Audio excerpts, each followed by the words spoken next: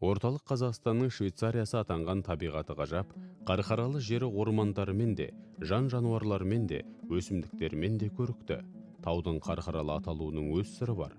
Қарқара қыз баланың барқытпен, пүлішпен көмкерілген, түрлі моншақтары тізілген ою-өрнекті, үкіленген бас киімі. Ұшар басында күнмен шағылса түрлі түске боялған Қарқаралының таулары шындығында осы бас киімге көбірек ұқсайды. Жиренсақал тауының сол жақ қанатын ала, Қазғатар Жетағайын деп аталатын таулар легі көмкерген. Алайда бұған да жергілікті тұрғындардың таласы бар.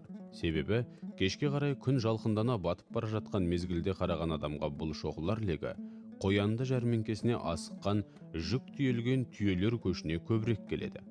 Ағаштардың 80%-ын қарағайлар алады. Осындай киелі өңірін тұрғындар өзінің қарашығындай қорғайды. Атыңнан айналайын қарқаралы, сенен бұлт менен қайғы тарқамады деп әсем тауға қарап, мұңын шаққан ер Мәдидің әні еріксіз еске түседі. Батыр Мәдиді елжіреткен бұл таулар мен мәңгі мұздықтар қаншама сырларын ішіне бүгіп жатыр.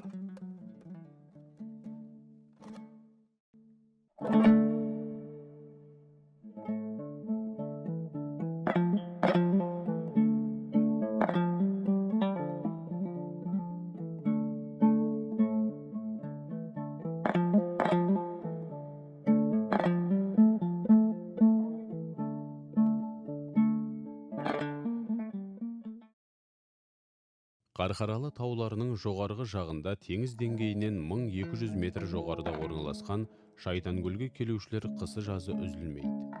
Шайтанкөл жайлы аңыздар көп. Соның бірін Сәбит Мұқанов «Сұлушаш» романына арқау еткен.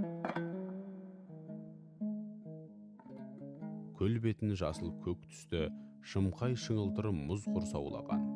Айналасы тылсым тыныштық, құлаққа ұрған танадай. Ұшқан құс, жүгірген аң білінбейді. Су деңгейі қысы-жазы бір қалыпты тұрады. Не тасымайды, не төмендемейді. Зерттеуге ешкімде құлықты емес. Келушілер де, жан-жануарлар да суын ішпейді. Құстар қонақтамайды. Суының құрамын зерттеген мекеме жоқ. Тереңдігі де беймәлім. Ғалымдардың пікірі екіге жарылған. Бастапқылары тау жартастарының ортасында орналасқан дөңгелек көл ежелгі вулканның өңеші деседі. Олар көлдің таумен шектескен жеріндегі жалпақ тастардың шетін үгіткен кезде тым ұсақталып, күл болып кеткендігін алға тартады. Екінші бір ғалымдар жердің тектоникалық көтерілу үдерісінен тастар жоғары көтеріліп, ал су соның арасынан жарып шығып, тостағанша да қалып қойған деседі. Қалып қойған су болса, ол иіс қоңыстанып, көгіс тартып кетпей ме? Жоқ, көлдің ондай құбылысы да байқалмайды. Маңындағы жақпар тастар қолмен қалаған құрылыс материалдар іспетті.